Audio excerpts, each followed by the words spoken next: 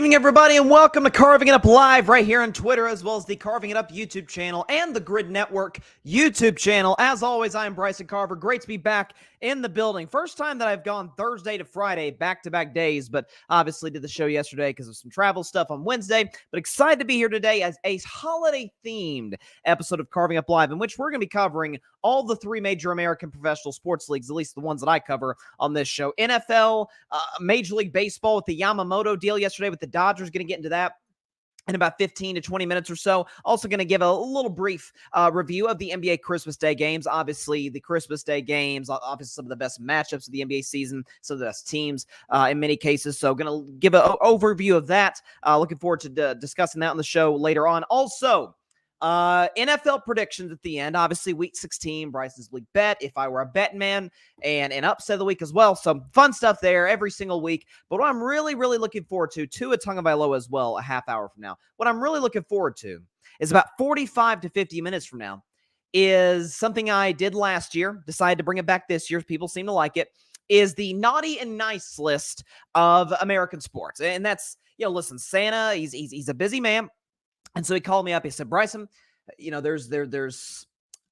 I need to get some gifts to the athletes and even in some cases some coaches, but I got to decipher, okay, who's the naughty, who's the nice. You follow this stuff a little bit closer than I do. I said, I got you, Santa. Don't worry about it, big guy. I got this, okay? So naughty and nice list. I'm going to hand it in to old St. Nick pretty soon, but I'm going to reveal some of that on today's show. Some naughty and some nice people on the list. Got a comment here from Patrick Brown, Chaotic Sports Podcast, or I shouldn't say Chaotic Sports Podcast, actually does articles now for the Grid. He says, Santa Chaos is coming to town tomorrow, getting the sleigh and gifts ready to distribute to NBA and NFL teams.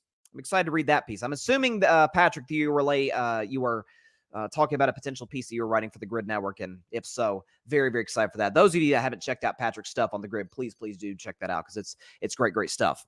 So lots to talk about, but first, a dominant performance by the Los Angeles Rams last night, and you look at the final score, you see 30-22, and you say, well, I mean, impressive win, sure. Dominant? I don't know. Folks, it was 30-7 late in the second half. Okay, it was a dominant performance. The Saints never had a shot whatsoever at any particular moment in that football game. It's why that going into the game yesterday when I was predicting, the line was Rams 4.5. I'm like, I don't get this. I think it should be like 6.5, because of the fact that the Saints have been floundering overwhelmingly against good teams. You consider the fact that the Rams had the significantly better quarterback, the significantly better coach in this matchup. The Rams were supposed to win. The Rams did win, and they flexed it a big way in doing so. Matthew Stafford, a couple touchdowns, 328 yards passing, a QBR 0-100 of 91.6, and a passer rating of 120. So it's going to be a good Christmas evening, or Christmas weekend, rather, for the Rams, for the quarterback, and for their head coach, Sean McVay. Kyron Williams, another 100-yard performance from him with another touchdown. Puka Nacua was absolutely sensational, 9 for $164 and a touchdown.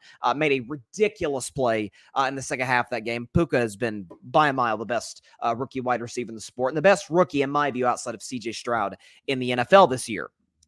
But this game, we have so many instances of this in the last few years where, let's be honest, the rosters for the Saints and the Rams are pretty comparable. If we're going to go quarterback, Stafford advantage. Running game, Rams advantage, but let's not act like Alvin Kamara's some slouch, okay? When he was with Sean Payton, Alvin Kamara was a fantasy darling. Okay, shout out AK, Tennessee guy. Okay, wide receiving core, I mean, probably the Rams, but we're just going to sleep on the Saints. The kid Shaheed that they've got obviously Chris Olave, Michael Thomas when he's healthy and not getting into trouble off the field. Offensive line, close. Some injuries might favor one team one way or the other, but we'll call that a draw. Defensive line, absolutely, I'm going to go with the New Orleans Saints, given the experience and the young guys that they have on that pass rush and in the interior. Linebackers, given that to the Saints, and secondary, kind of up in the air, kind of a draw there. But the point of the saying that all is, rosters that aren't that far off. But you saw the difference in a guy, and I've been a Derek Carr guy from day one, but he's had a down season, of course. You saw a massive difference in a good quarterback, Derek Carr, with a terrible coach, Dennis Allen, juxtaposed with a great quarterback, Matthew Stafford, and an amazing coach in Sean McVay. I've said for the last 2 years, or really if you include this season, the last 3 years, going back to 2021, it is a quarterback's league. Well, in many ways this year, it's a head coach's league. If you look at division by division in the NFL this season, you can really argue the vast majority of the coaches lead their divisions. AFC East, Miami Dolphins have the best coach. Sorry, McDaniel's better than Belichick. Belichick is completely outdated. AFC North, good coach in that division. Kevin Stefanski's done a good job. We know what Mike Tomlin is and what he represents. John Harbaugh's the best coach in that division. He's leading the division. Okay, AFC South, Doug Peterson. I don't know if I'd quite put Doug over Mike Vrabel, but you can make an argument. He's got a Super Bowl ring with Nick Foles as a quarterback. You're going to put Jacksonville on top. Shane Steichen and D'Amico Ryan's doing a good job as well in that division. NFC East, the best coach, probably Brian Dable, but this year it's been Mike McCarthy. You give McCarthy the advantage. NFC North, best coach is absolutely Dan Campbell. He leads his division. NFC West, best coach, I'm going to give Shanahan the edge over McVay. McVay, for as great as he is, cannot beat Shanahan. Shanahan's leading his division. NFC South, kind of a cluster of teams, but right now, you got to give the advantage to Baker Mayfield's head coach, Todd Bowles. Bucs lead the division.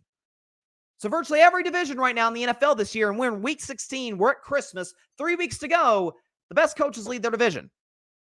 Now, that's not to say it's not a quarterback's league, but maybe I need to revise it into a quarterback head coach league. And the fact of the matter is the Rams, again, have a decent roster with some stars to superstar level guys.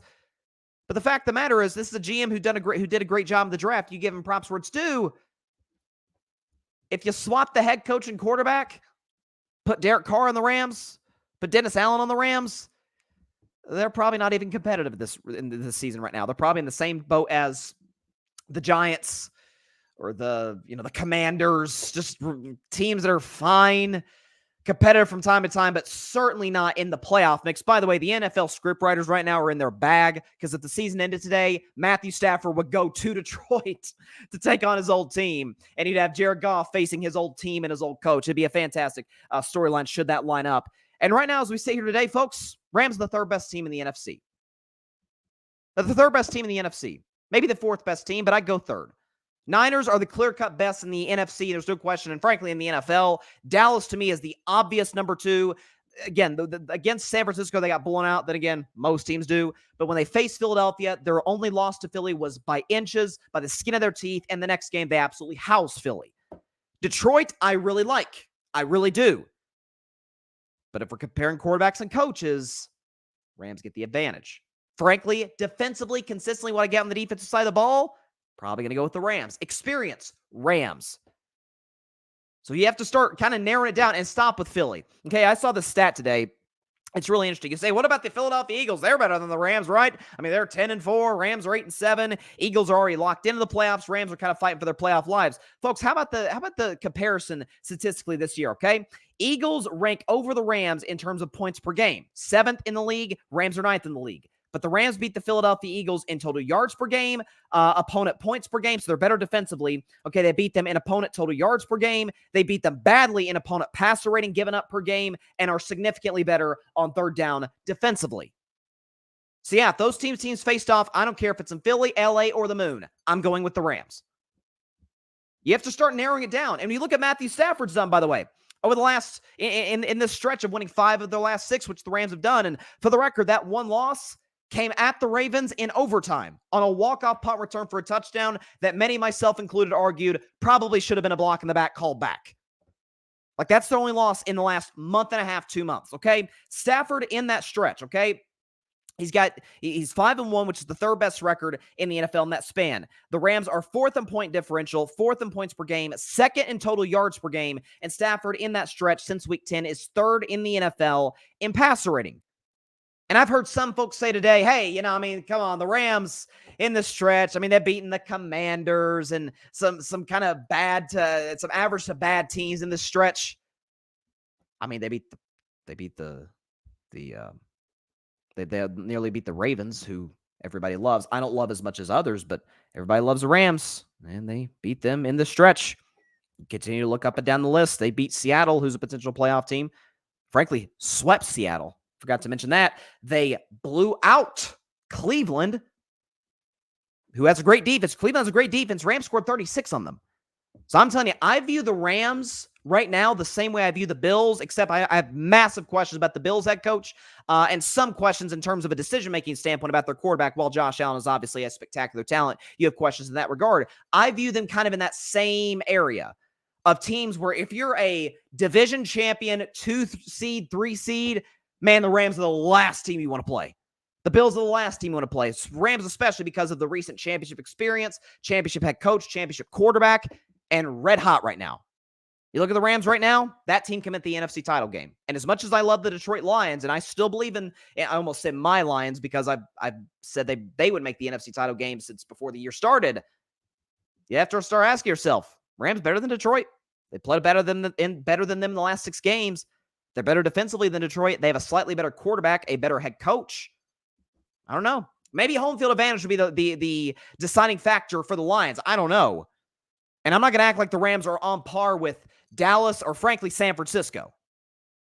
I'm telling you, though, it's a scary, scary team. You don't want to see them. Let's see. Okay, Patrick in the comments says the article's already posted as well. So there you go. Okay, so Patrick's article about Naughty and Nice List, that's already up there. So great stuff, Patrick. My man Philip Chenault's in the comments. He says the Rams are looking really scary right now. He says, I think the Rams are the best drafted players this year. Absolute greatness with the draft this season. And obviously the bulk of that credit goes to Les Snead, who's one of the better GMs in the NFL. And it's huge.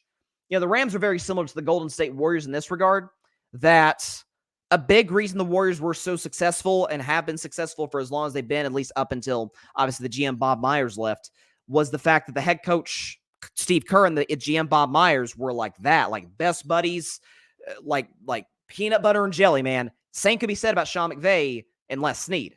You know, when your quarterback and GM are working in sequence, which that can be a bad thing if they're the same person, Bill Belichick, but if they're on the same page with what you need to do as an organization and a franchise, I mean, folks, this was supposed to be like a rebuilding year for the Rams. Won the Super Bowl, but then last year had the down season. Kupp and Stafford went down. Aaron Donald dealt with injuries. And so it's you kind of sort of throw last season out the window. Terrible offensive line. And it looked like this season, the F them picks mentality in which they got Von Miller, they got obviously Jalen Ramsey and Matthew Stafford. It looks like that might actually come back and bite them. I'm not saying they're going to win the Super Bowl or anything, because I'm not saying that at all, but I'm telling you, in an NFC that's topsy-turvy, in an NFC where the only 2 teams that are very clearly trending upwards are San Francisco and Dallas, I'm not going to overreact to that loss against Buffalo. Dallas has been playing awesome football as of late. Detroit, I still believe in the Lions. I still need to see them continue to ascend. Eagles are flat out plummeting right now. I don't know. I like what I'm seeing. It's definitely not a team that you're looking forward to face if you're in the playoffs, if you're a division champion. Like if I'm Detroit, I am. Of course, Detroit, the funny thing is they can almost control who they play to a certain degree. Now, they're not going to go out and intentionally lose to Minnesota just so they draw them in the playoffs. They'd never do that. But and the reason I say that is because Detroit plays Minnesota 2 of their last 3 games. But Detroit's like, man, I'd much rather have Minnesota, Seattle, maybe somebody from the NFC South sneaks in the playoffs, a Saints, an Atlanta Falcons team. I'm telling you. That's the last wild card team you want to face, including Philly, for that matter. All right, shifting to Major League Baseball. So we got another blockbuster deal by the second most coveted free agent this year, Yoshinobu Yamamoto, Japanese pitcher, 25 years of age, who signed with the Los Angeles Dodgers, 12 years, $325 million. I think I saw a stat saying that it was the largest deal by any pitcher, and that was like the only position he played contract in Major League history. Of course, that's factoring in Ohtani's $700 million deal. We know the vast majority of that is going to come at the end of his contract. But I find the overreaction to this hilarious, but also great for baseball. And that sounds ironic because a lot of folks are saying, oh my God, this is terrible for baseball. I mean, you add Shohei Ohtani and you trade for Tyler Glasnow from the Tampa Bay Rays. And now you bring in Yamamoto, and you already had Mookie Betts and Freddie Freeman. It's terrible for baseball. Yeah, the Dodgers have all this money, and the small market teams can't compete. Right, because that's never been the case in baseball. I mean, the small market teams, your Milwaukee Brewers and your Tampa Bay Rays, yeah, they've never, ever competed with the big boys, with the big dogs, your Dodgers, your Yankees, your Red Sox. Never. That's never been the case, ever, right? Come on.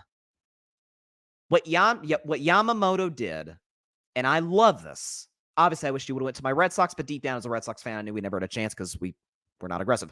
That's another conversation for another day. But I love what he did for the simple fact that baseball has now what it has not had for virtually 2 decades, a villain. Like a villain, and I'm not even going to count the Astros because the Astros became the villain of baseball after the cheating scandal, but that was for legitimate reasons. People were pissed off that the sign stealing gave them an unfair advantage. It's something that went clearly against the rules, blatantly rather against the rules, against the Red Sox, Yankees, and eventually the Dodgers in the World Series. Like that really rubbed people the wrong way. You understand exactly why that's the case. So I don't even count Houston. I'm talking about just a loaded roster. Obviously a great lineup, great rotation, and people hate them. A super team, so to speak. They have become, in some ways, not to this degree, because I think this team that I'm about to mention is the greatest team ever assembled in their sport. They've kind of become the 2017 Warriors. If you want to go to another sport, they've kind of become the 2007 Patriots. Just loaded top to bottom. I mean, the only question we have about the Dodgers, at least if we're just going to talk about this season, this upcoming season, 2024, is Dave Roberts. Now, Dave Roberts, my guy, obviously, he's one of the guys who helped us come back from 0-3 against the Yankees in 2004 to break the curse. So I love Dave Roberts, but he's had some questionable decisions, some questionable calls from time to time as the manager of the Dodgers since he arrived in 2016. So you have that component as well.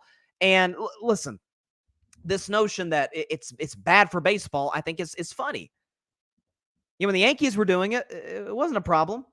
We celebrate the Yankees paying all this money for A-Rod, and not that long ago for guys like Garrett Cole. Loved it, didn't we? When the Dodgers do it, it's a problem. Now, I'm not saying this as a Dodgers fan. I'm a Red Sox fan. I mean, LA-Boston has had a rivalry for decades. I get that. But this is awesome for baseball. This is a headline. This is a story for baseball. If there's anything that the sport has been craving, it is something to just grab onto and use as a storyline. You're telling me the best player in baseball just went to LA? And like LA, not Anaheim. Not a shot at Anaheim, but at LA. You have Mookie Betts, multi-time All-Star, multi-time Gold Glove winner. You have Freddie Freeman, who's religiously every single year in the conversation and in the discussion and in the race to win the batting title. You bring in Tyler Glasnow from the Tampa Bay Rays, and now you bring in the best pitcher Japan's had in God knows how long. This is great for baseball. Love it. In one of the biggest markets, LA, and the biggest media capital in the world, Los Angeles, in Dodger Stadium with that fan base, in the National League, which is loaded with the Braves, the Phillies, Diamondbacks just went to the World Series. This is phenomenal. Baseball desperately needed something like this. And I think the overreaction, act like it's bad for baseball. Oh, now we need a salary cap. Did we need a salary cap when the Yankees were spending all this money? I find it weird, or the narrative has sort of shifted. And something else too, and then I'll move on to the other side of this, other side of the coin, with who missed out on Yamamoto, is I hear all the time, my gosh, nobody wants to go to California. Oh my God, California is just the hellhole of America.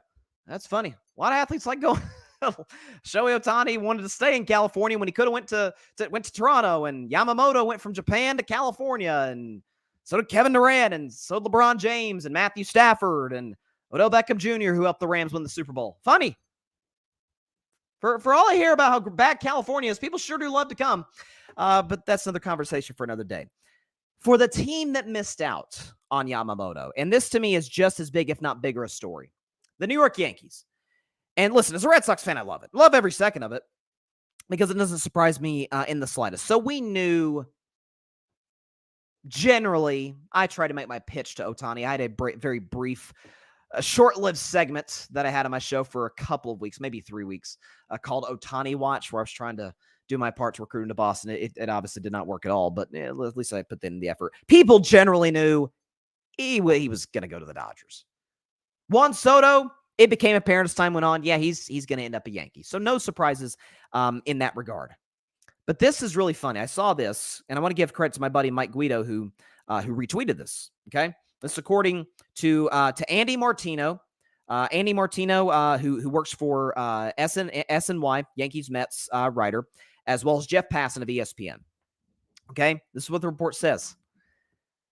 The Yankees offered $300 million for Yamamoto.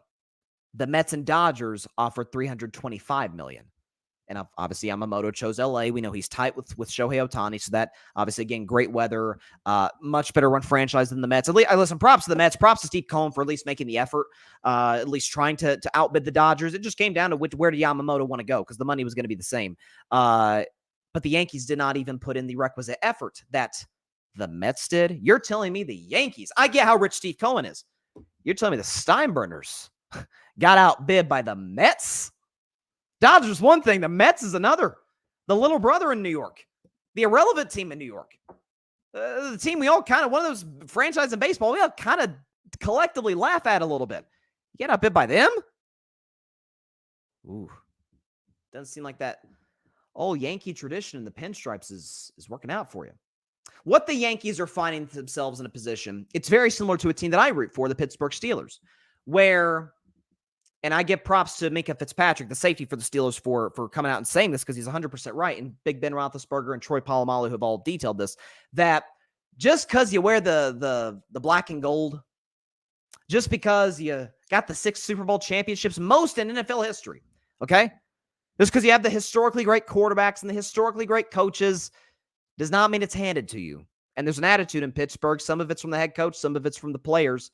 Some of it's from the front office to a certain degree. That it's just because with the Steelers, we're just going to find a way, right? Steelers culture is going to prevail. Part of the reason that Heat culture in the NBA in Miami has prevailed, because they're progressive and aggressive. They go out and get Jimmy Butler. They at least make the push to get Damian Lillard. They draft well. Pat Riley, the mastermind. They get the absolute most out of the talent they have in that roster, and they have 2 finals appearances in the last 4 years to show for it.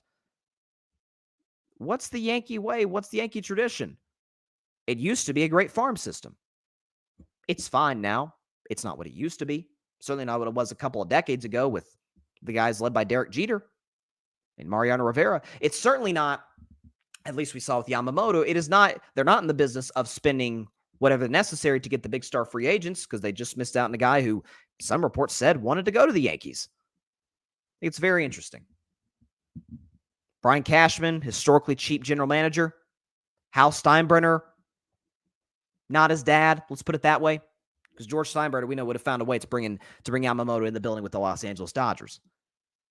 Let this be a lesson to the New York Yankees and to any historically great franchise who's had a lot of success. You got the 27 championships. Kudos. That is irrelevant in 2023 when it comes to signing big-name free agents. We got to keep the tradition alive of having a clean-shaven face, though. That's really important, you know. And for the record, I think athletes should be well-dressed and well put together and represent their organizations in a very professional way. You can do that with facial hair, believe it or not. I know it's a culture shock to some Yankees fans and Yankees organization, but whatever. The Yankee way, it's kind of a myth now. It wasn't then. They used to spend the money on guys like A-Rod and Garrett Cole. Are we sure Juan Soto's going to stay in New York? He may. It's very possible. He may. Will the money be there? Yeah, I remember when everybody's freaking out last year. Well, I shouldn't say freaking out. Everybody's talking about, oh my God, they brought back Aaron Judge. Celebrate, the Yankees are going to win the pennant. I said they didn't get better. They just retained a guy.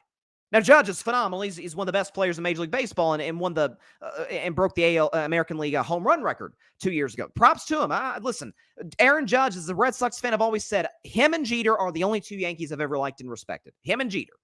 So I got nothing against Aaron Judge. And he deserved every penny he got from the Yankees.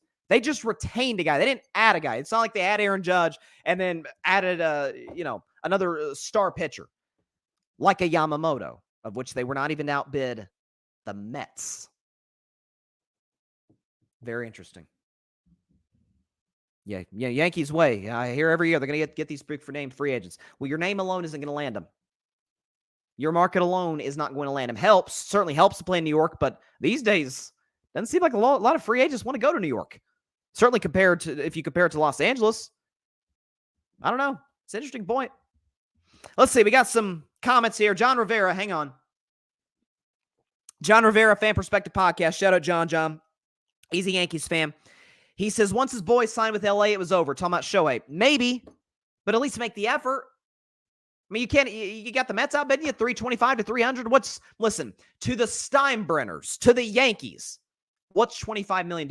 It's a ton of money. To the St. Louis Cardinals or the Miami Marlins, shouldn't be the Yankees. John, we got Soto and we're not done. So you may not be done, but you certainly, listen, we all kind of knew Shohei was going to the Dodgers. So that was kind of a pipe dream for everybody that's not LA. So I'm not even going to hold that against the Yankees, not going to hold it against anybody. However, the report said Yamamoto kind of wanted to go to the Yankees, and he didn't go.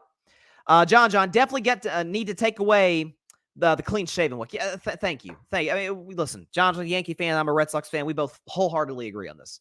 It's outdated, okay? It's listen, and that's, by the way, I'm not taking shots at anybody who chooses to have a clean-shaven face. Folks, I made a shaving error last week, and I had a clean-shaven face on my show last week, okay? Like, it happens. And some people do that willingly, of course. So that's not it's the fact that I don't have the decision to maybe grow facial hair. Believe it or not, you ever seen LeBron James? About as well-dressed and professional-looking a dude as there is out there. And he has a pretty nice beard, okay? It's well-groomed, though. Like, I mean, listen, if you're going to come in, who's an athlete who has a bad, I'm not even going to say James Harden, because James Harden takes care of his beard. Gosh. Not Johnny Damon. I don't know, just pick your athlete that maybe does. Oh, okay. Remember that Charlie Blackmon guy with the Colorado Rockies? Kind of looks like a Robertson. Not a shot at the guy, but I get why the Yankees would be like, we're the Yankees. We've won 27 championships. We kind of look like Yankees to a certain degree.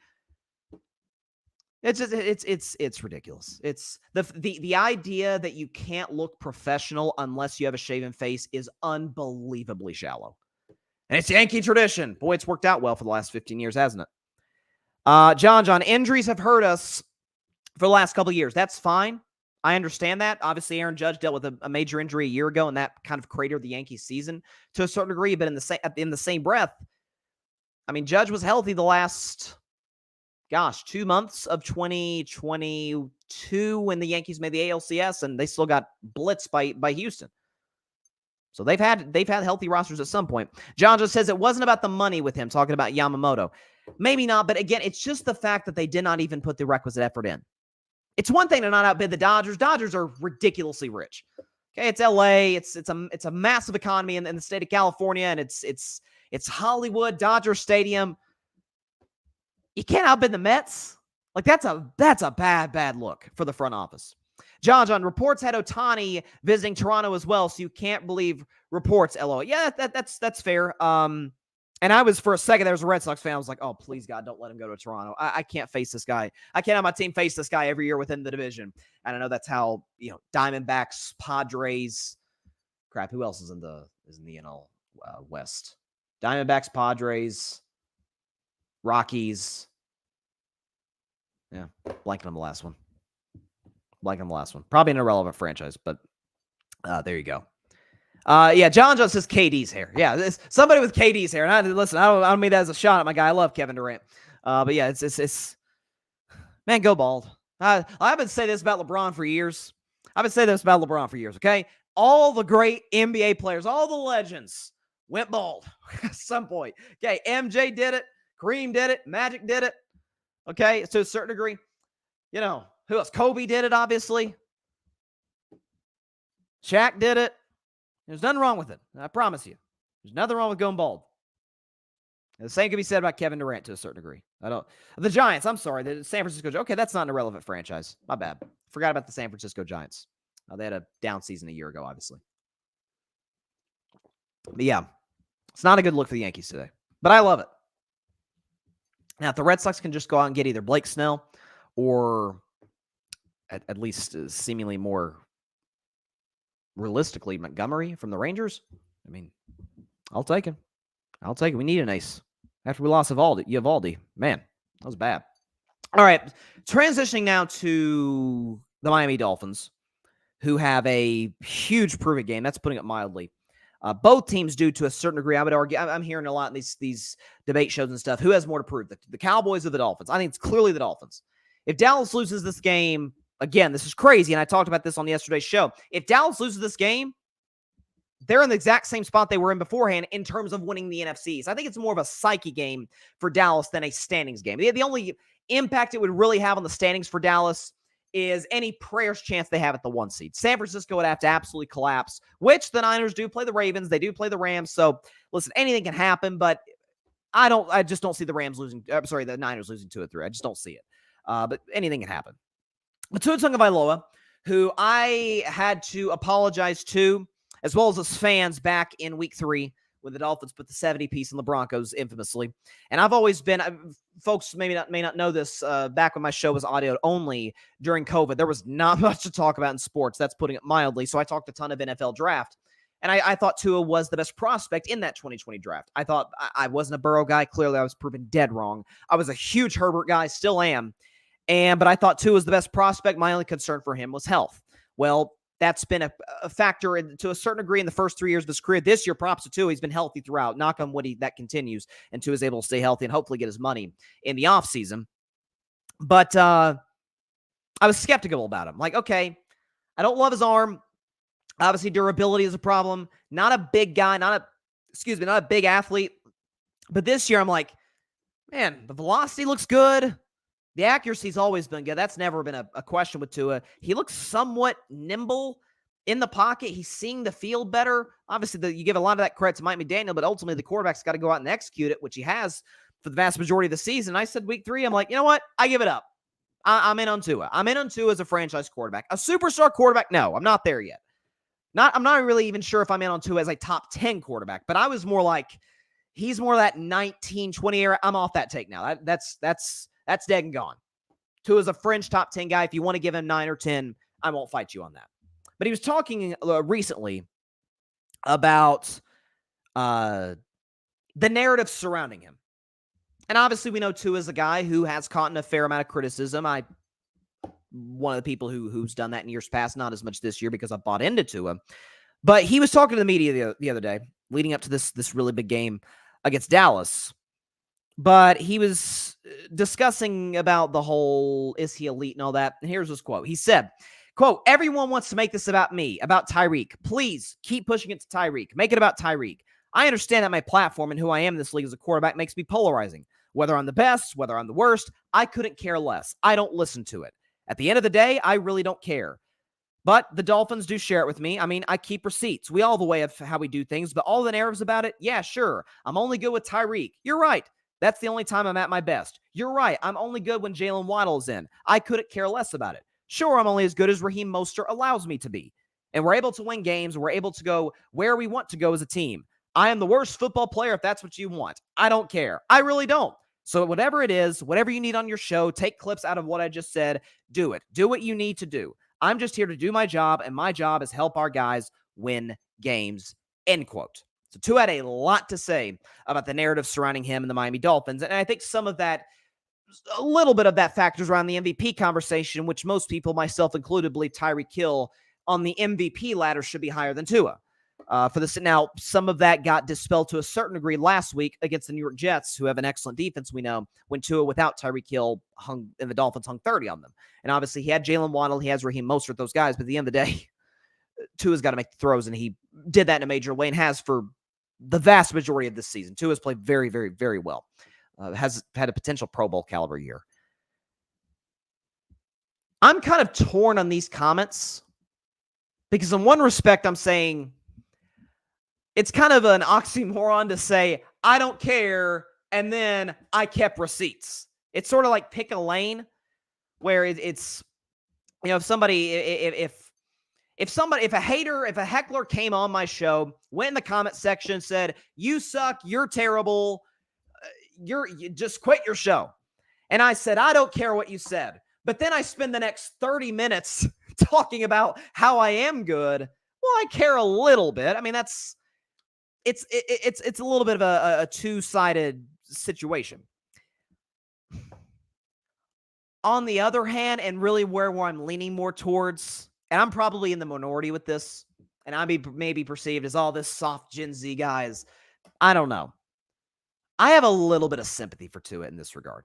Now, some of this is because the fact that I root strongly for a quarterback in Dak Prescott who's faced very similar criticisms, and many of which I believe to be completely unfair and unjustified.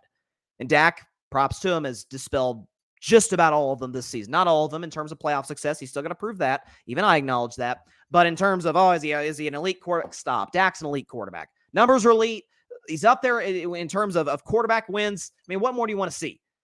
Okay, he's had more playoff success than guys like Lamar Jackson, was better in the playoffs last year than Josh Allen. Is Dak elite? Yes, of course he's elite. So in that regard, I feel sympathy for Tua. But I think this is very interesting. So Tua is in a very similar situation, I think, with Brock Purdy, with the 49ers. And you guys know I have been a Brock Purdy guy from the jump. From the jump. When he played as well as he did against Tampa Bay last year, and we know the Bucs were 8-9, that's still first NFL start, rookie, Mr. Irrelevant, third string guy. And you go out and torch a defense. The majority of those players were on a defense that won the Super Bowl just 2 years prior. I'm impressed.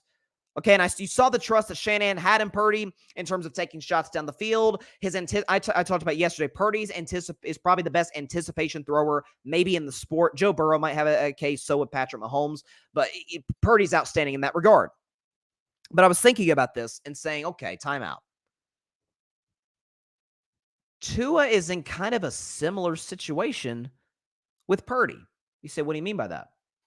So Purdy only has one more win than Tua this season, and we all acknowledge the Niners have the best roster in the NFL. For both teams, there are arguments by people like myself saying, if I had an MVP vote, I could not in good conscience give it to Purdy, or if the discussion were about Tua, I would say Tua as well, when I don't believe they're the most valuable player on their own offense. Because we saw what Tua did against Tennessee when Tyreek Hill went down. He was terrible. He was really good last week. Props to him. He'll get Tyreek back, so we sort of have to put that to bed for the moment.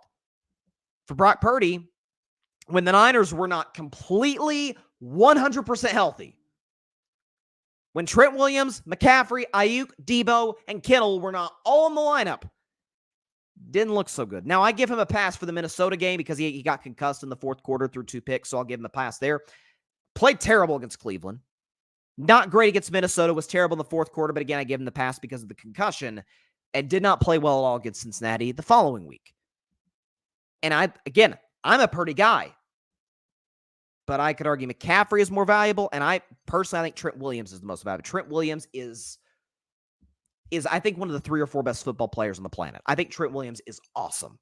Not that McCaffrey is, but Williams is ridiculous. And Tua's got to be looking at this and saying, okay, hang on a second. Brock Purdy gets all this love, all this shine. And with me, it's, come on now. Is he really the guy? He's kind of just a product of the coach and a product of the number 1 receiver, Tyreek Hill, who's the best in the sport at his position, and a product of Jalen Waddle and Raheem Mostert. But then you want to give Brock Purdy the MVP. Now, I think Purdy's been better than Tua. I think if it came down to those two, I would obviously give the MVP to Purdy over Tua. But are they more valuable to their teams than Lamar Jackson is to the Ravens, the Dak is to the Cowboys, then a guy who's not having an MVP season, but we know is the best in the league, Mahomes to the Chiefs, heck, Allen to the Bills? No, they're not. That's not to say we punish guys for having great players. Dak has CeeDee Lamb. Mahomes has Travis Kelce. Josh Allen has Stephon Diggs. Lamar Jackson, when healthy, has Mark Andrews. We're not punishing guys for having great supporting casts. We are simply saying that when those guys are out of the lineup, I've seen Lamar win multiple games this year, having an amazing performance 2 weeks ago against the Rams with no Mark Andrews. I have seen Dak play well with an injured number 1 wide receiver. Not really CeeDee Lamb, but when Amari Cooper's been out, I've seen Dak play well before. I've seen Josh Allen play well without a great number 1 receiving type of help. I've seen Mahomes do it countless times. So I kind of get where Tua's coming from. I don't love him saying, I don't care, and then saying, I keep the receipts, and then proceeding to list the receipts. But to a certain degree, I feel a little bit of sympathy for him and saying, as a Dak fan, I kind of see where you're coming from. In which it's never enough. Doesn't matter what you could do. All it will take to get rid of all the nonsense is probably hoisting the Lombardi Trophy, and we know one quarterback can do that every year. So to a certain degree, that's kind of unfair. I don't know. And by the way, I think, do I have the stat? Do we have the stat for the Purdy numbers compared to Tua? Yeah, we do. Okay. So I'm just reading this off my phone here, but these are the stats, okay? Tua's got Purdy in completion percentage, pass yards per game. Now, Purdy's got him in yards per pass, and in touchdown to interception ratio, and pass rating, but team points per game, Tua beats him there. So it's kind of a wash. Now, I like Purdy more than Tua. I would build my franchise around Purdy before I would Tua. But we all kind of agree they're sort of in that same category. I don't know. Kind of get where Tua's coming from, to be honest. I really do. I get it. And so, like, again, like as a Dak guy, hearing quarterbacks say, like, I'm freaking tired of y'all saying this, I sort of get it. And again, I was somebody who didn't buy into Tua until this year. So I'm into it. He's not referring to me, okay? He's not referring to me. At least I wouldn't think. Maybe Tua watches Carving Up. That'd be nice. Shout out Tua. Okay, so let me get this set up because we have a segment. We did it during Christmas last year. Happy holidays, Merry Christmas. Obviously, I'll be doing Carving Up Live, by the way. Christmas happens to fall on a Monday, which is when I always do my first show of the week. I'll be doing the show rather on Tuesday. Also, I'll do shows Tuesday, Wednesday, and Friday. So should be fun. Very excited for that. Very excited to get into the Christmas Day games, which are going to be really good. The capper, San Francisco, Baltimore, is about as good as it gets. I mean, you could not ask for a better Christmas Day matchup than between those two, and obviously both teams have they have the two best records in the NFL. They've been consistently the best teams in the league this season. Again, I would slightly take Kansas City. I talked about in Bryson's best 10 yesterday. I'd take Kansas City right now over Baltimore. I simply trust them more. I've seen them do it in the playoffs more, and obviously Andy Reid I think is the best coach in the league. Mahomes the best quarterback in the league. But in the same breath, I understand why people take Baltimore. My issue with Baltimore is I don't trust them in the fourth quarter, and I don't think they do a terribly good job of taking advantage of other teams' mistakes. We saw that against Jacksonville on Sunday. But nonetheless, I'll predict those games in about 10 to 15 minutes. But we've got a fun segment here. So Santa Claus, he's a busy man. We're December 22nd, a couple days before his big day when he's got to travel the globe and deliver presents to all the children in America. Maybe some adults. And that's where I come in. He called me the other day, said, Bryson, little busy here. Okay. A lot of kids, a lot of gaming systems to get ready and a lot of these high dollar stuff. I need you to help me out here with my list. Okay. You follow sports maybe more than I do. And I watch everybody, but you follow sports. I said, yes. He said, why don't you send me a list of the athletes and coaches and people involved in sports on the naughty list and on the nice list, and I can review it and make the final changes. Because we all know the big man gets the final say, of course. It's his list. I said, hey, I got you. So I'm not going to give a full naughty nice list because Lord only knows how long that thing is. But what I will do is give you a piece of it. So if we can get some good like holiday themed, Christmas themed background music on, do we got it right here? There we go. All right. So, we're going to start with the naughty list, okay? Get the bad stuff out of the way. We're going to go back and forth, naughty, nice. We got 4 on the naughty, 4 on the nice list. On the naughty list, first and foremost, it is Aaron Rodgers. Aaron Rodgers, my friend, you make the naughty list this year. Aaron Rodgers on the naughty list. Here's why. So it's been a difficult year for Aaron Rodgers. He obviously tore the Achilles, which just absolutely sucks. We all felt terrible for Aaron. But in the same breath, he went to the Jets, was given full control of the Jets, and it's been an abject disaster. He brought in Randall Cobb, who, I love Randall, can't play anymore. He brought in Alan Lazard, who's been a healthy scratch for multiple games this season. He brought in Adrian Amos, who's been a non-factor. He brought in, worst of all, Nathaniel Hackett, his old buddy, his old dart-throwing buddy in the quarterback room, and it's been a complete failure. Hackett's been awful. All of this while saying, I'm going to come back from the Achilles. And we all, reasonable people, said, Aaron's not coming back from the Achilles. It's a freaking Achilles, not coming back in 3.5 months. Are we kidding? And then Aaron admits the other day, yeah, I'm not coming back this season. But I'm going to get promoted to the 53-man roster just to show I could have come back. No, he couldn't have. We've seen the practice footage. You're not even with the quarterbacks half the time. You're not even running. No, you're not healthy enough to play quarterback. It's okay to admit it.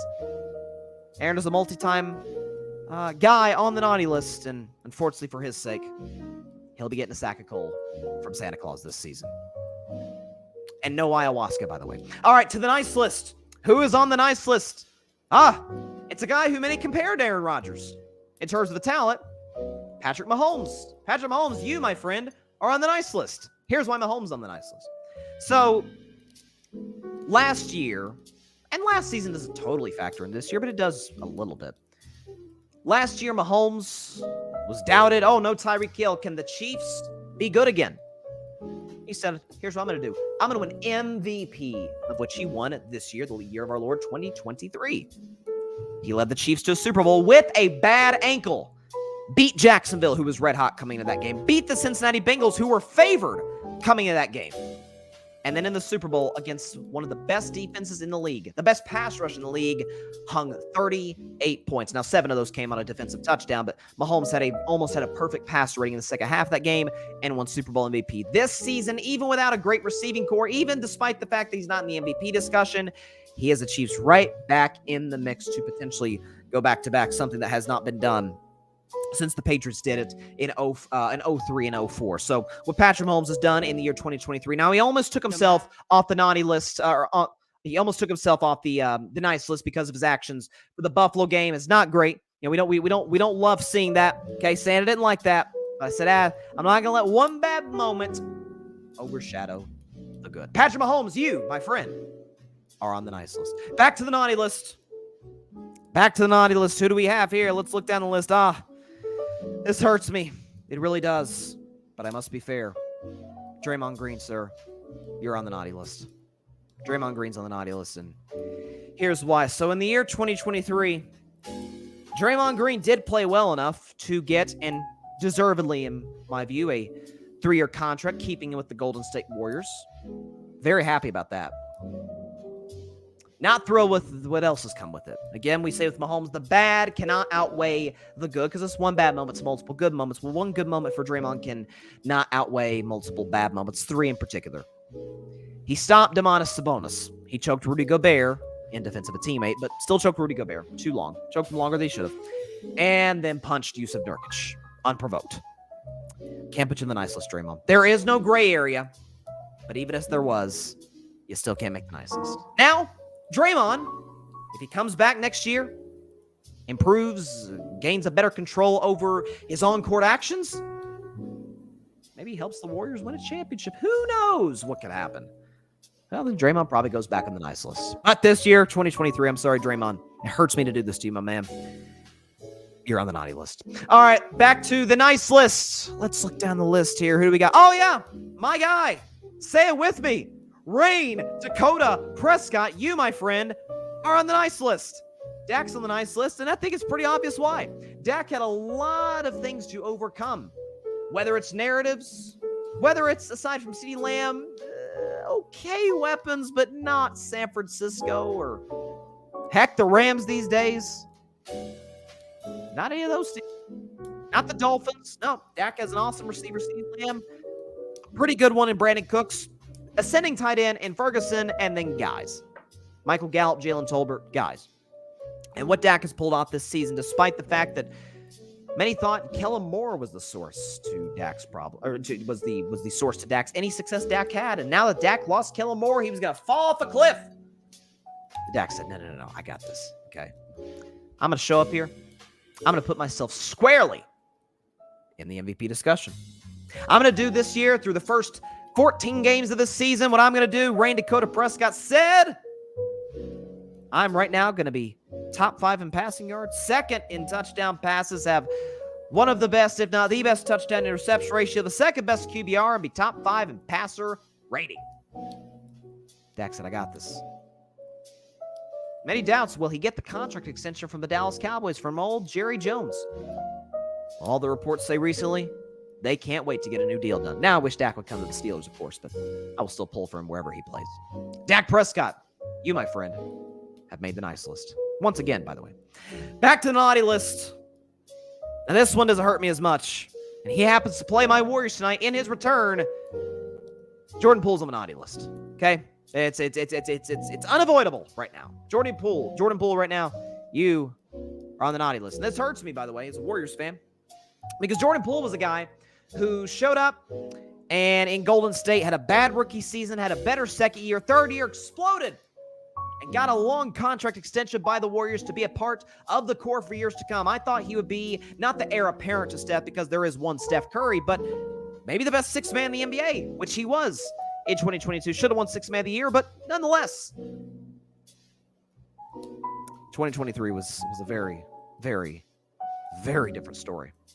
Jordan Poole went out there, taking terrible shots, bricking them all over the place, careless turnovers, dribbling the ball off his foot, had an absolutely, positively, unequivocally abysmal performance in the playoffs. Let's look at Jordan Poole's numbers, if we can, because they are nothing short of atrocious, and this hurts to say as a guy who used to root for Jordan Poole and celebrate the Poole party as much as any Warriors fan.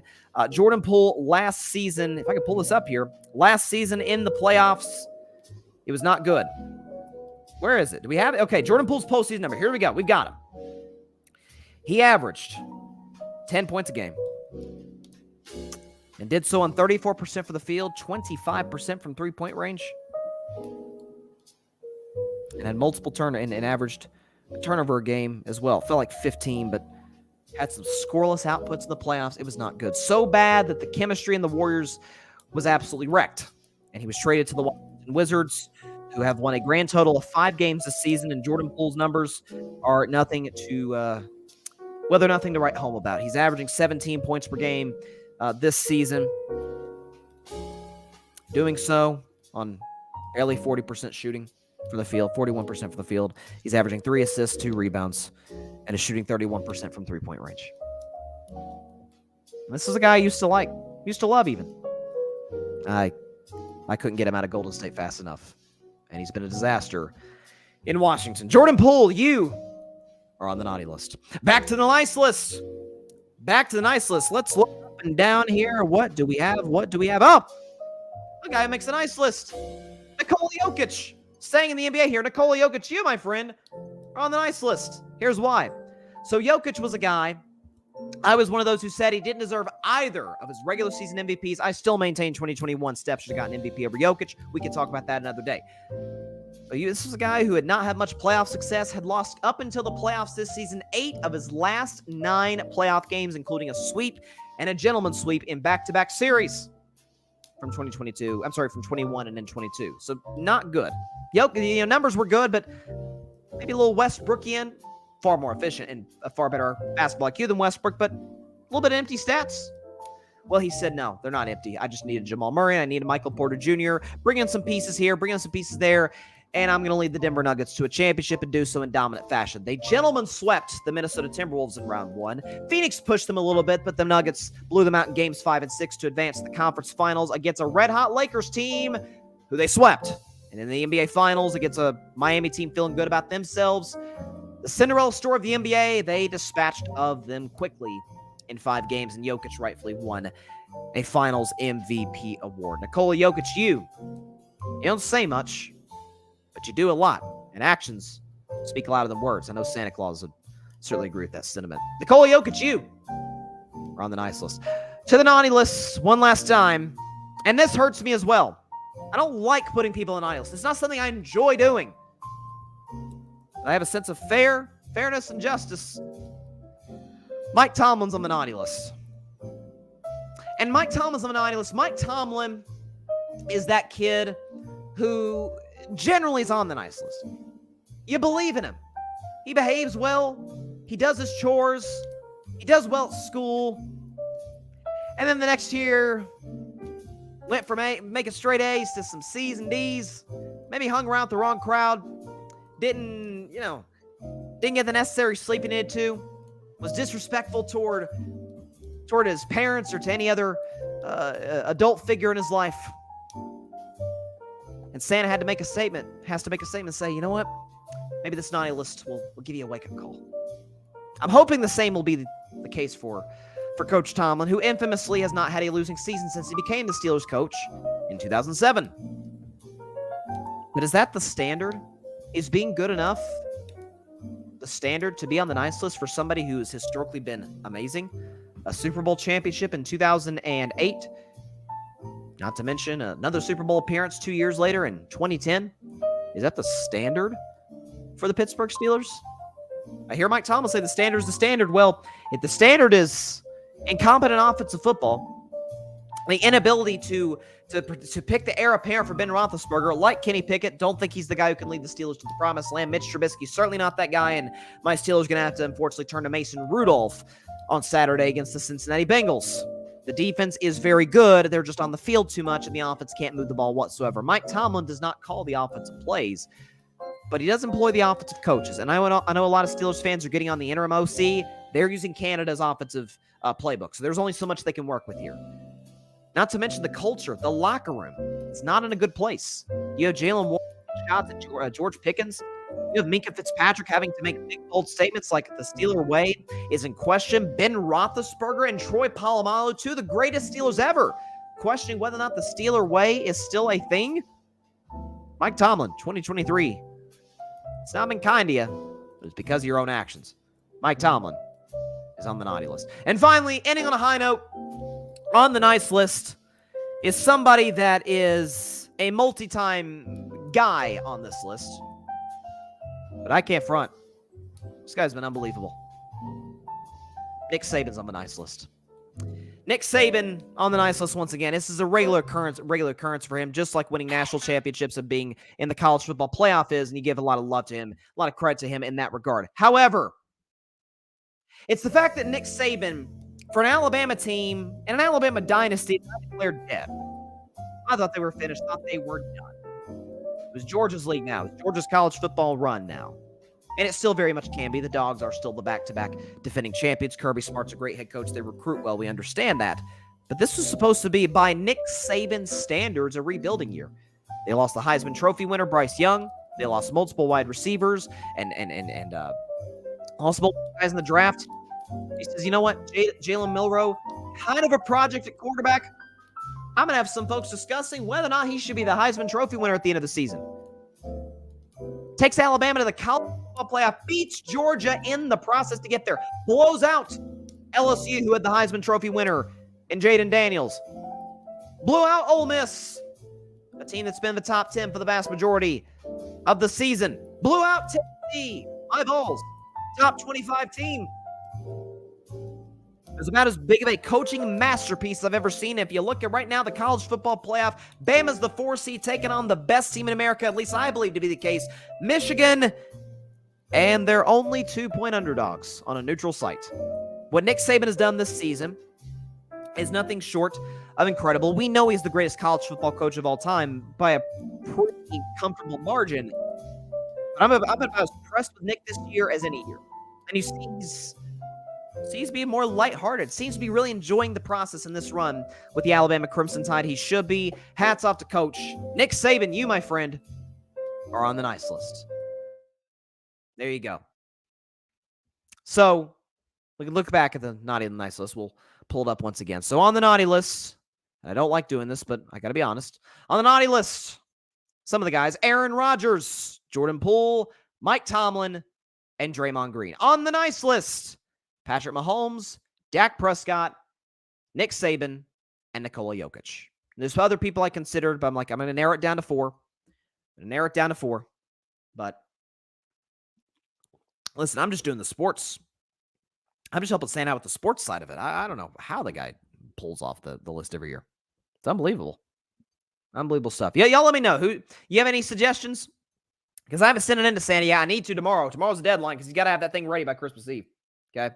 But you guys let me know who should be on the naughty and who should be on the nice list. Before I get to my NFL predictions, real quick, I did want to, because I do this every year, look at some of the NBA Christmas Day games, and there are some really, really good matchups that Adam Silver and the league lined up, so hats off to them. So the first game, Bucks-Knicks, who actually I think play tonight or tomorrow. They play tomorrow in Madison Square Garden, which, listen, it's like the Lions playing a half-hour afternoon and on Thanksgiving, and the Cowboys playing the 4:30 game Eastern time, obviously, on Thanksgiving. That's it. Just feels right. The Knicks playing the noon tip-off against a very good team, which the Milwaukee Bucks are not a good team. They're a great team with Giannis and with Damian Lillard. Bucks are 3.5-point favorites. This is a hard one because Jalen Brunson is doing. I've been a Jalen Brunson guy for a while. I absolutely love this guy, his leadership, what he brings to the table. And by the way, he's averaging 25 a game this season. Jalen Brunson's having a phenomenal year, doing it on relatively efficient shooting for a guard at least. I'm going to go with Milwaukee. I think Damian Lillard, he's in Milwaukee now. He's finally playing for a real contender for the first time in his career. This is one of those big games, not a playoff game, but okay, he's gotten a taste of some big games. The in-season tournament where the Bucks got to the semifinal game. Excuse me. Madison Square Garden on Christmas Day. Not a lot of bigger stages than that. I think Damian Lillard is going to lead the Bucks in scoring. Let's say Dame drops 35, and the Bucks win this game over the Knicks. The second game, my Golden State Warriors and the Denver Nuggets. My Lord, is this a test for Golden State? Nuggets are 5.5-point favorites as we sit here today. Knock on wood. Looks like they're going to be fully healthy, full roster, ready to go. With obviously Jokic, with Jamal Murray, Michael Porter Jr., Aaron Gordon, and the whole cast and crew. Meanwhile, my Warriors obviously are missing Draymond Green due to the suspension, and doesn't look like Gary Payton II is going to be ready to go. He will be reevaluated in a week, I read earlier today. There used to be kind of like a Christmas curse, if that's even a thing, with Steph Curry. Like up until a few years ago, Steph used to be kind of bad on Christmas. He used to have some real clunkers. I mean, I remember there's some games, I'm not even sure he broke double-digit score. I don't know what it is. Listen, it's Christmas Day. Sometimes we're all thinking about the family and the presents and all that. So Steph has had some bad Christmas Day games in the past. But I'm going to go with the Warriors. What are we kidding? You think I'm going to pick against Golden State on Christmas? Listen, we're on a 3-game winning streak. We just beat Boston, for crying out loud, with the Celtics playing their A-plus game offensively. Klay Thompson seems to be in a little bit of a rhythm, playing his game, which I've always said about Klay. Klay's issue this year was not ability. It was the fact that he was in his own head. It was a mental thing. It was the fact that he was taking bad shots that Klay's never really taken or making consistently in his career. Well, now he's back in a rhythm, catch and shoot threes, running off of screens. Steph is playing unbelievable because he's Steph Curry. And listen, defensively, Golden State, you like some things that they brought to the table. Brandon Podziemski, the rookie, Trace Jackson Davis. Hats off to my man, Mike Dunleavy Jr., hitting on both of those draft picks. Andrew Wiggins coming off the bench. I just have a feeling Golden State, this is kind of an opportunity. We're in December, a lot of basketball left to play. But to kind of make a statement to the NBA to say, you know what? You kind of wrote us off. Watch us beat Boston on Tuesday and then go into the defending champs' house and beat them. I got the Warriors. I got the Warriors on Christmas Day. Next game is probably the most anticipated one of the day. Celtics-Lakers, the age-old rivalry. Celtics are 4.5-point favorites in Los Angeles. That's pretty unbelievable. Lakers have played pretty bad basketball. They're 1-4 since winning the in-season tournament. Just lost to Minnesota last night, albeit without LeBron James on the floor. But listen, the stars going to be out. LeBron, AD, Tatum, Jaylen Brown. If you want to include Holiday and Porzingis, knock yourself out. Austin Reeves. I'm going to go with the Lakers hesitantly. I think, listen, again, Christmas Day games tend to bring out the best out of the greatest stars in the game. I mentioned that about Damian Lillard with the Bucks, with Steph and Klay. I think Steph and Klay going to play great against. I think Steph and Klay go for 25 apiece against the Denver Nuggets. And I say Bron, listen, he knows he doesn't have a whole lot of Christmas Day games left. And so he's going to look to put on a show in Tinseltown, in Los Angeles, in front of the rival Celtics. And Bron's going to drop 30 points. No, Bron's going to drop a 30-point triple-double. You heard it here first. Year 21, Christmas Day, against maybe the best team in basketball. He's going to drop a 30-point triple-double. Lakers are going to win. Next game, Sixers Heat. This is a good one. Miami hasn't gotten a whole lot of Christmas Day games as of late, at least since LeBron left there. But it's a fascinating matchup nonetheless. Obviously, the Heat beat the Heat beat the Sixers in the playoffs 2 years ago. This is a tough one because Philly's playing well. Embiid's the MVP frontrunner right now, rightfully so. He just had an awesome 51-point game against Minnesota a couple of days ago.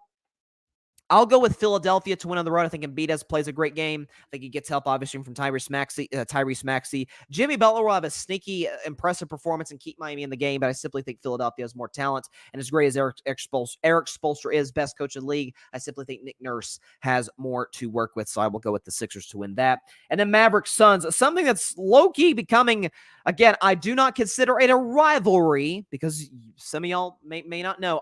My definition of a rivalry is obviously you have to dislike each other. That's the obvious factor. But my view is it can't be a rivalry if one team has not beaten the other in recent memory, in recent years, at least one time. That's why the whole Warriors-Grizzlies rivalry, it was never a rivalry. You say, what about the play-in tournament? It's play-in tournament, not a 7-game series, doesn't count. I'm talking about the real playoffs, which Golden State beat Memphis in 6 games. Dallas beat Phoenix in 7 games. They shocked the Phoenix Suns in 2022 to get to the conference finals. That was when the Suns won, I think it was 65 games, and D-Book and Chris Paul had a great year, but absolutely floundered in Game 7 against Luka and the Mavs. I say Luka and the Mavs win this game. Bradley Beal's out. The Suns lineup, the Suns core cannot stay healthy together. I think KD plays well, so does D-Book. But I like what Derek Lively, the rookie for the Mavericks, has done this season. I think he gets the better of the rookie. I understand, but I think he gets the better of Yusuf Nurkic in this matchup. And I think Luka absolutely goes off. We know Luka plays his best when the lights are brightest in the playoffs. His playoff averages are off the charts, and I think he'll play great against the Phoenix Suns. He kind of owns them to a certain degree, and I think that will continue in the Valley, and the Mavericks will win. So I've got the Bucks beating the Knicks, the Warriors beating the Nuggets, the Lakers beating the Celtics, the Sixers beating the Heat, and the Mavs beating the Suns. So the only home team I have winning is the Lakers. I'm liking the underdogs. That's what I'm saying.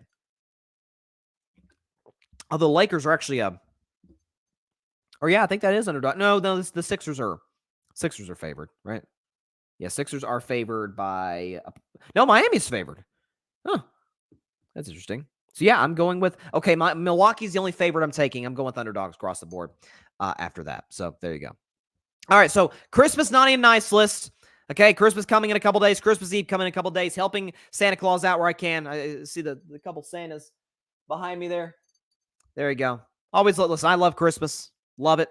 And so, got to celebrate. Got to celebrate in the show where we can. All right, so we've got, you heard the NBA games I talked about. We've got an awesome weekend of NFL games. I mean, this is about as great of matchups as you could have across the board. Some games featuring some kind of irrelevant teams, but generally, by and large speaking, it's a pretty great weekend of NFL games. So let's get the background music going on right now. Let's go over this week.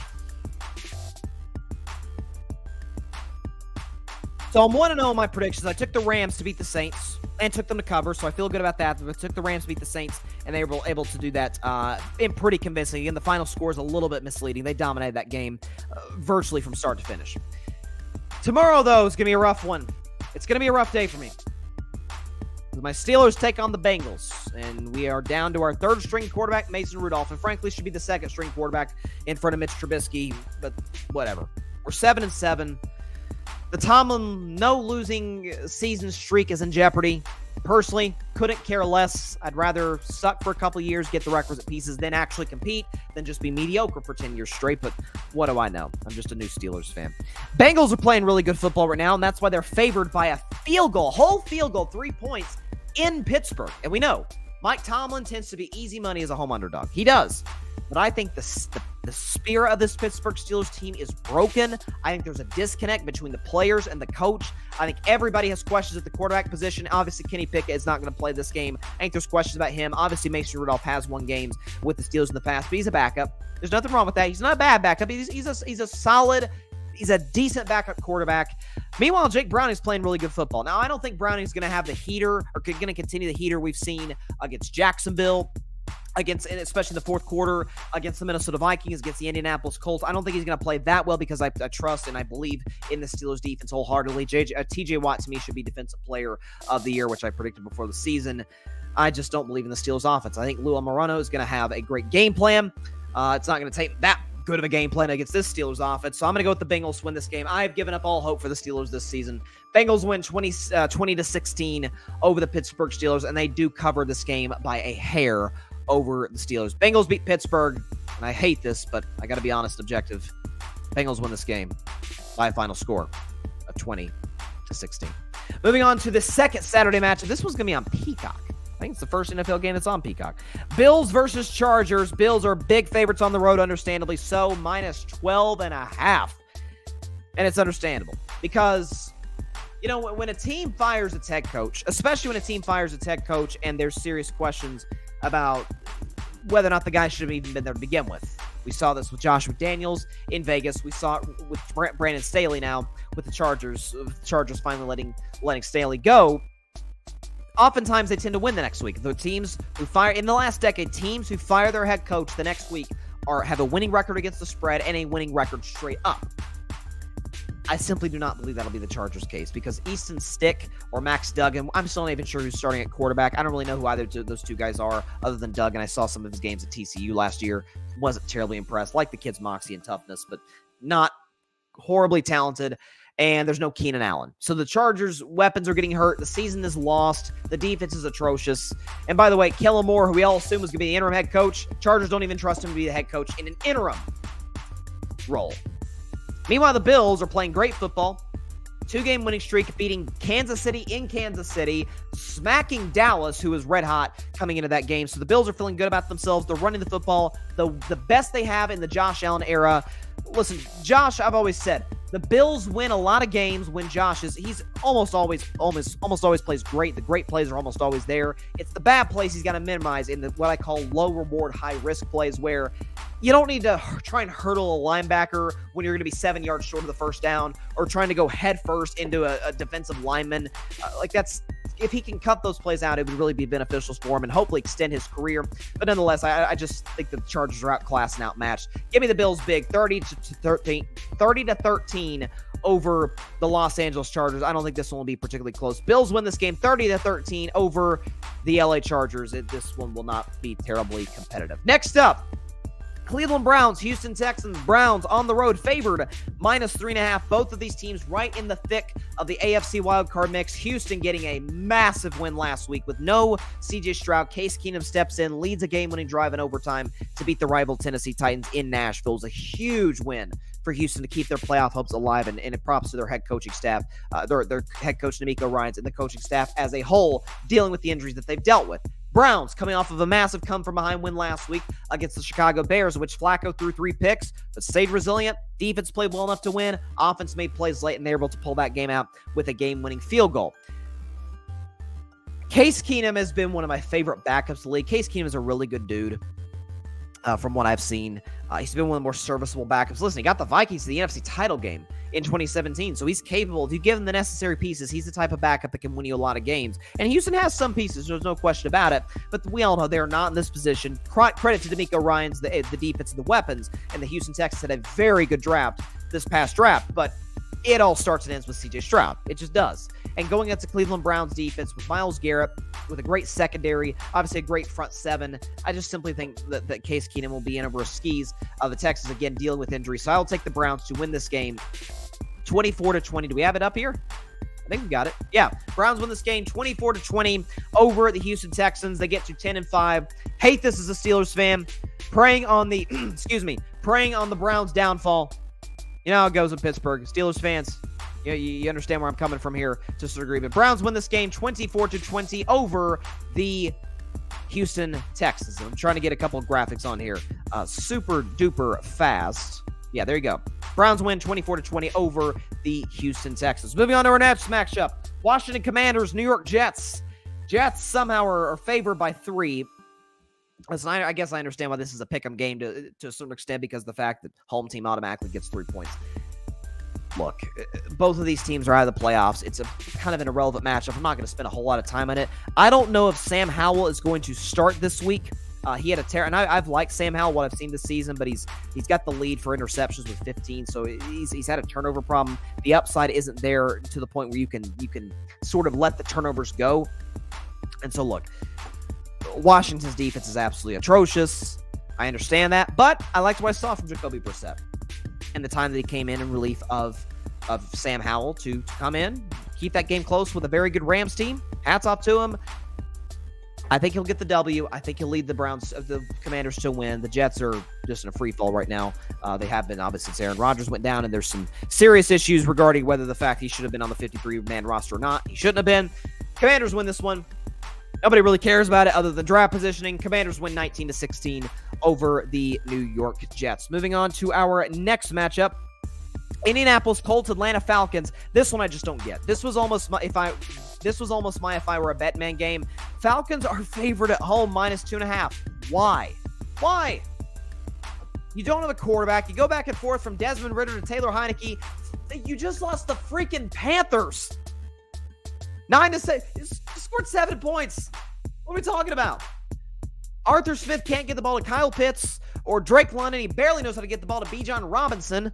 I like the pieces Atlanta has, but they don't have the quarterback or the coach. They're like the opposite, to a certain extent, of the Los Angeles Rams, where I love the quarterback, love the coach, somewhat like the roster.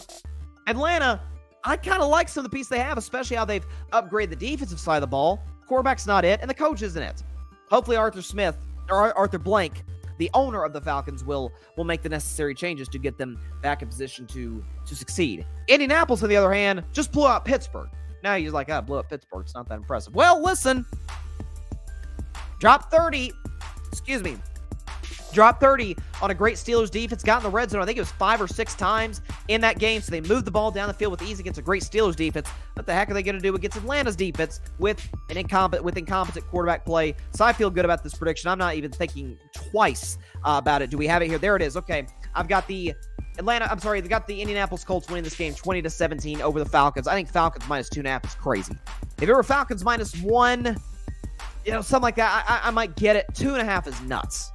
Give me the Colts in this game. 20-17 over the Atlanta Falcons. This one is going to make y'all roll your eyes. But this week's edition, Bryson's Bleak Bet. It's the one game every week that I have absolutely zero confidence in predicting. But hey, you got to predict them all.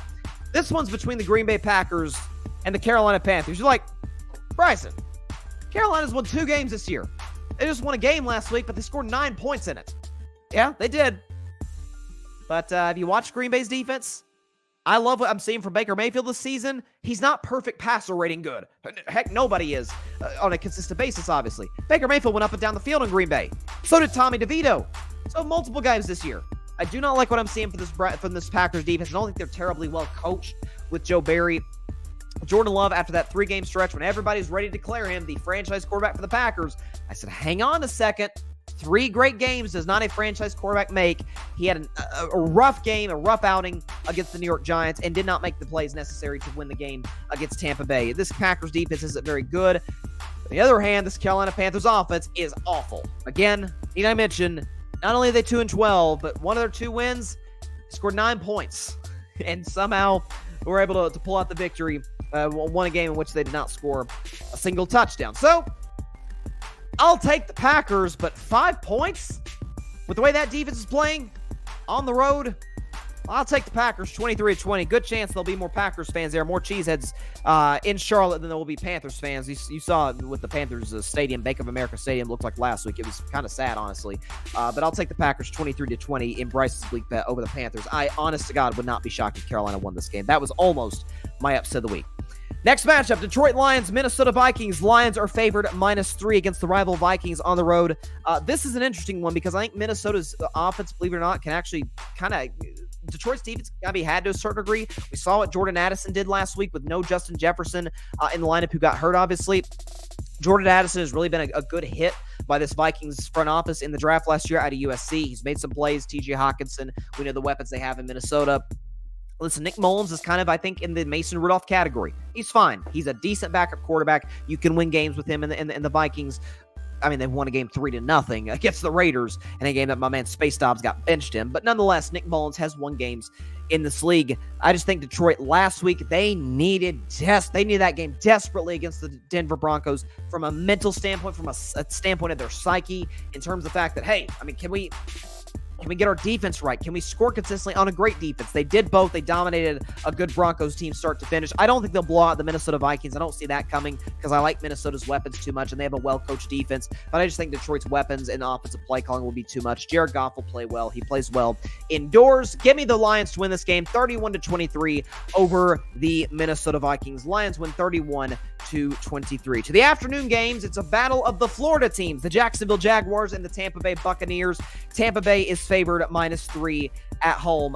This almost was my if I were a Bettin Man game, because the fact that I think Tampa Bay is playing excellent football. Baker's having the best season of his career given the circumstances. I'm more impressed by him this year than I was his rookie year in 2018 and the year he won a playoff game in 2020. Given the fact that we all thought he was kind of left for dead in Tampa, like, oh, he's the heir apparent to Tom Brady there. He's not going to.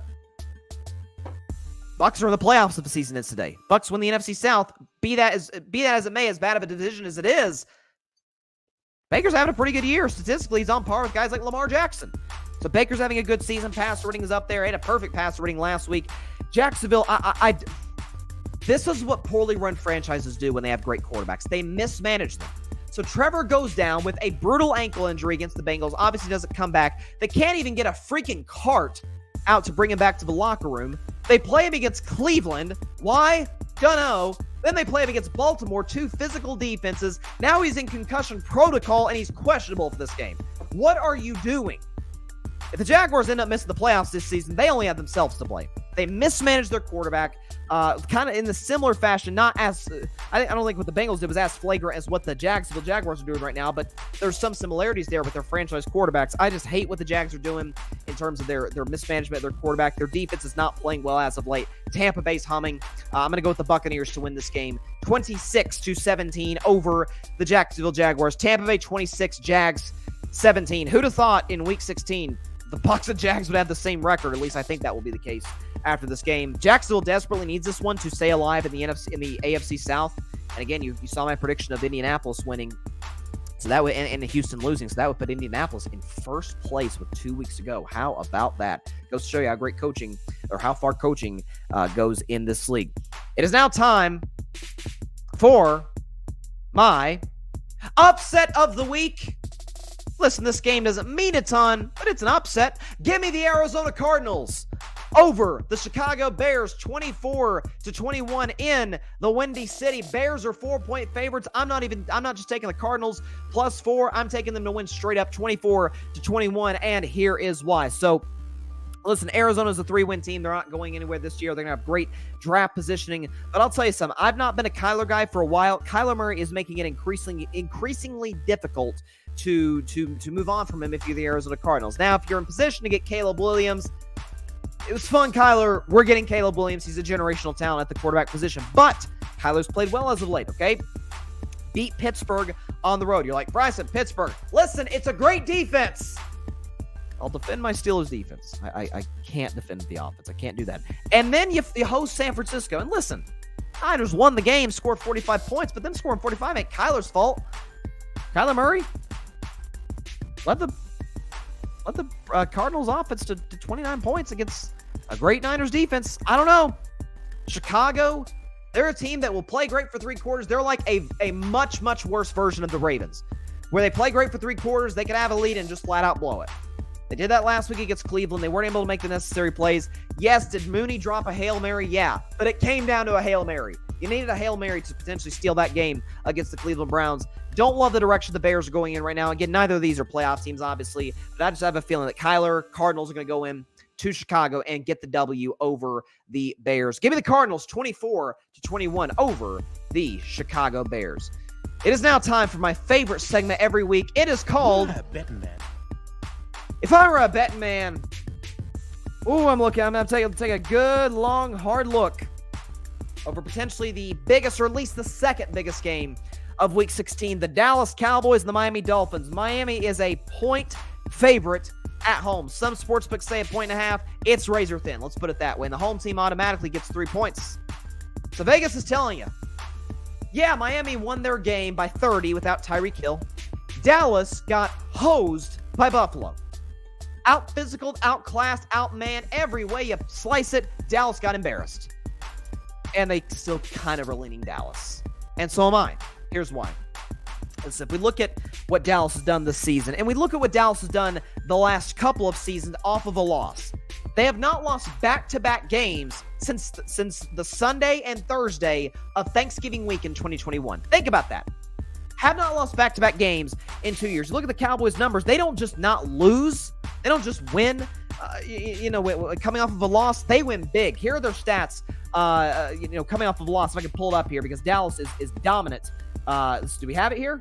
Here it is. Okay. Cowboys are 9-0 since December of 2021 off of a loss. They're 9-0. They have a points per game differential of plus 18.8, yards per game differential of 127 yards, and a turnover differential of plus 12. So they don't turn the ball over. They take it away from you. They outgain you. They stop you. They score way more points than you do. Dallas is dominant coming off of a loss in the last 2 seasons. A lot of that goes to the coaching. A lot of that goes to the quarterbacking. You give Dallas a lot of credit in that regard. So this feels like an opportunity to potentially be blowout city. I don't think Dallas is going to embarrass Miami. I think Miami's going to be competitive. Tyreek's going to make a play here or there because he's one of the best players in the sport. But I think Dak, this is an opportunity. This nonsense that Dak is out of the MVP discussion, that is ludicrous. Okay, the loser of, in all likelihood, the loser of Ravens-Niners, which I'll predict in just a second, they take a backseat to Dak if he leads the Cowboys to a W and plays well. Listen, Dak has been on an absolute heater since week 8 of the season. He had a clunker. He had a bad game against the Buffalo Bills. Guess what? Everybody has them. He'll bounce back. The Cowboys offense will bounce back and win this game relatively convincingly, 31-20. Listen, we've seen Miami against the physical teams in the NFL. Dallas is one of them, and they kind of get pushed around. I think Dallas is going to do that to Miami. I think Dak's going to play well. I think the running game for Dallas has come on a little bit in recent weeks. I think they're going to be a factor as well. Dak and CeeDee Lamb will do their thing, and here we go. Dak will be back in the MVP discussion, and the Cowboys will get a huge win. They haven't won a road game against a potential playoff team this season. Beating Miami would go a long way in doing that and really build Dallas's confidence for the playoffs, because in the event Dallas has to go on the road, this is kind of the game that they could fall back on and say, hey, coming off of a loss, we got embarrassed, and it's the age-old rule, folks. When a great team gets embarrassed, particularly on a big nationally televised game, it's easy money every week. Take them with whether they're covered or underdogs, whatever. Take them the next week. Doesn't matter who they're playing. Take them to potentially get a dominant performance on the other side of that coin. Give me Dallas. If I were a bet man, take the Cowboys +1 and to win outright 31-20 over the Miami Dolphins. Next one. Not a great Christmas Eve game. I don't think Santa's going to be watching this one on his phone in his sleigh or whatever electronic device they have on sleighs these days. Patriots Broncos. Denver a big favorite at home, -7. Look, Denver, it's again, sort of goes back to what I was saying about Dallas. Obviously, Denver isn't as good as the Cowboys, but you get embarrassed at home, you get kind of humiliated. You come out, again, especially this is a nationally televised game on the NFL Network for the Broncos. You make a statement, especially with Denver. Playoff hopes are on the line.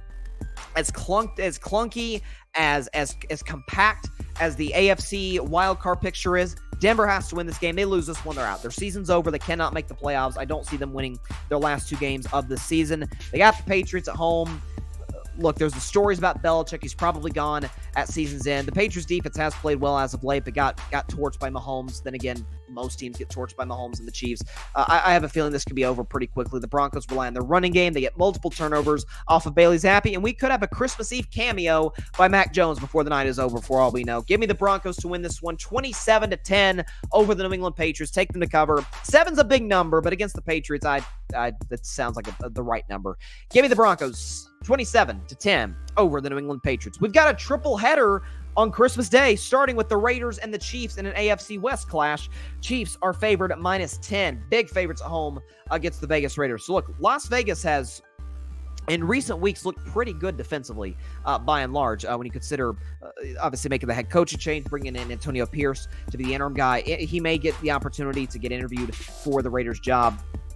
I'd like to see them go out and be aggressive for Jim Harbaugh, for Eric Bieniemy, for Ben Johnson, who reportedly wants $15 million. Lord have mercy. I don't know if I give him that. I may have to back off that just a little bit, but nonetheless, the Raiders obviously need a new head coach. Listen, the Chiefs, I said on Monday's show when I was in Disney World, I said, look, I've come to terms with what the Chiefs are. They're a version of Brady's Patriots.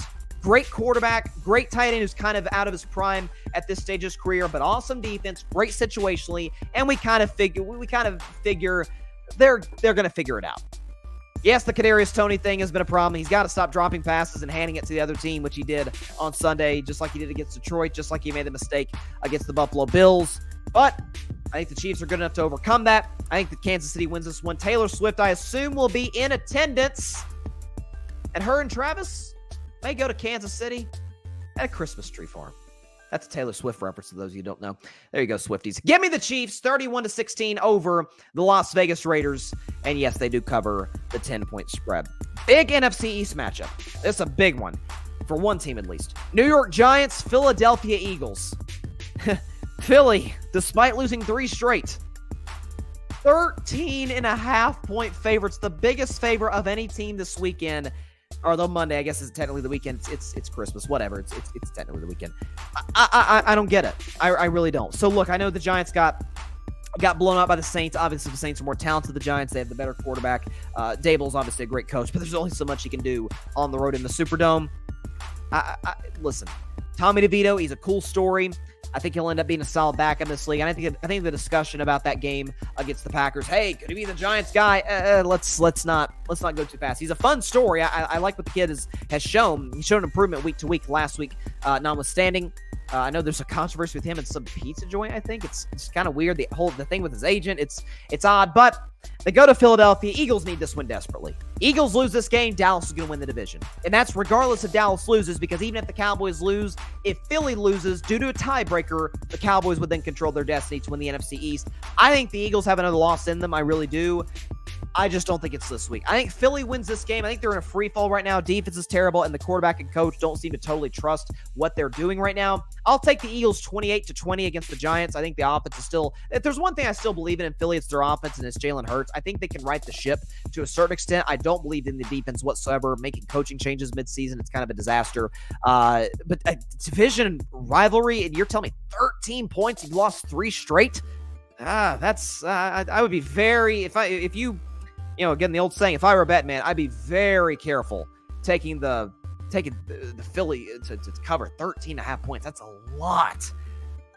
I'll take the Eagles, though, to win this one, but don't take the Giants in the points. That's a lot for divisional rivalry, and a team that's struggling, by the way.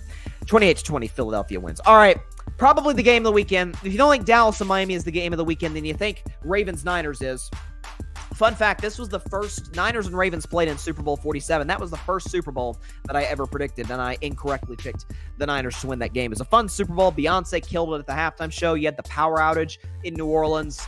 There was a controversial play at the end with Michael Crabtree. Ray Lewis's last game went out on top. There's a lot of headlines, a lot of storylines. Harbaugh versus Harbaugh, Jim versus John. Like it was one of the more underrated Super Bowls in recent memory. And so, listen, you have these teams facing off in San Francisco, in the Bay Area, and the Niners are 5-point favorites. It's now ballooned to 6. I'm looking at ESPN right now. I'm looking at ESPN. I have it marked down this graphic at -5. That just shows you the lack of belief the folks have in Baltimore to go on the road to the Bay Area and win this game. But I kind of understand where Vegas is coming from, because the Ravens secondary at times has struggled. They dealt with injuries. Marlon Humphrey has had his bumps along the road here this season.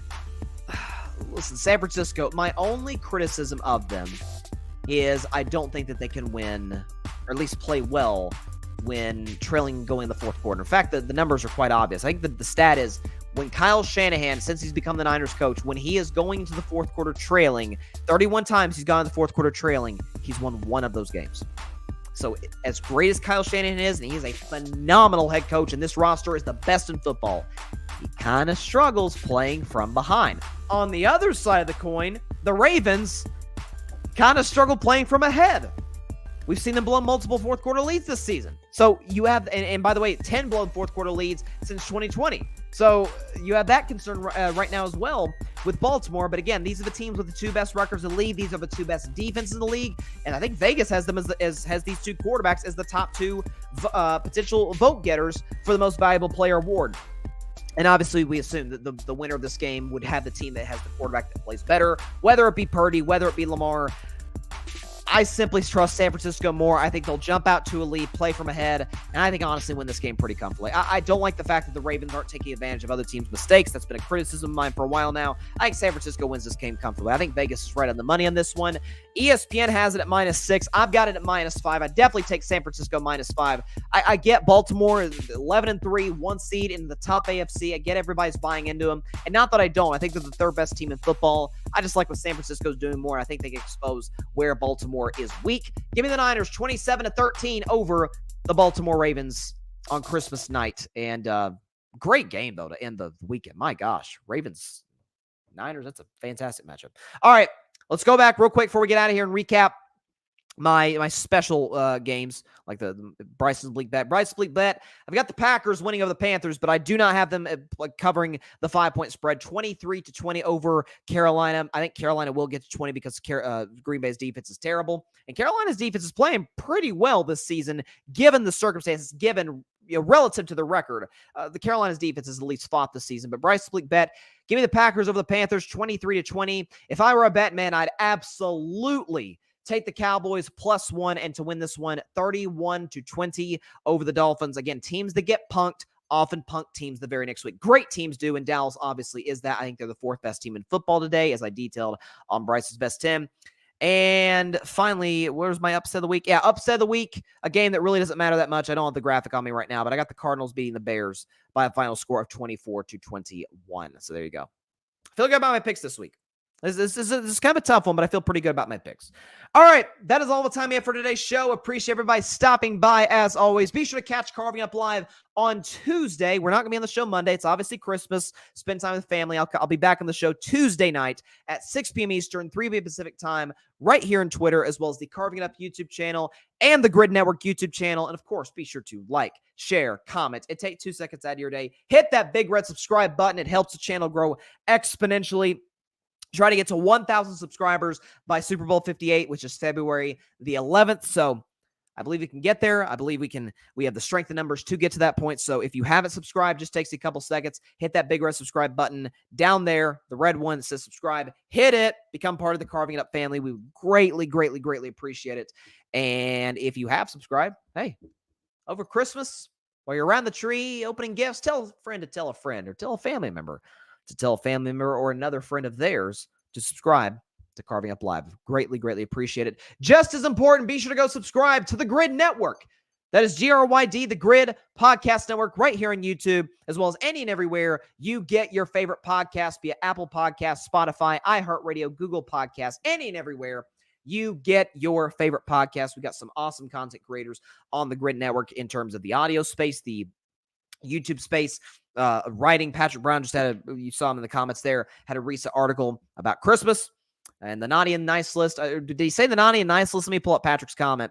Yeah, he says Santa Chaos because he talks about bringing the chaotic perspective. He says he's got the slaying gifts ready to distribute to the NFL and NBA teams. So there you go. Be sure to check out his piece and check out our other awesome content creators on the Grid Network. Merry Christmas, everybody. Happy holidays. Enjoy time with family.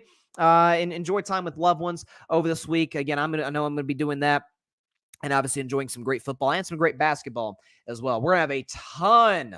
Can't wait. Going to have a ton to talk about on a special Tuesday, day after Christmas episode of Carving Up Live. Stay tuned. Then December 26th, Tuesday, NFL, NBA. Going to be a fun show. So was this one. See y'all then. Happy holidays. Merry Christmas. Stay safe out there. God bless you all.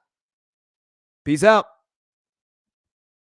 And yes, I do have a relationship with Santa Claus. Thanks so much for watching the show on YouTube, and be sure to go click that big red subscribe button and check out the other clips and full shows from Carving It Up Live, as well as our other incredible content creators here on the Grid Network.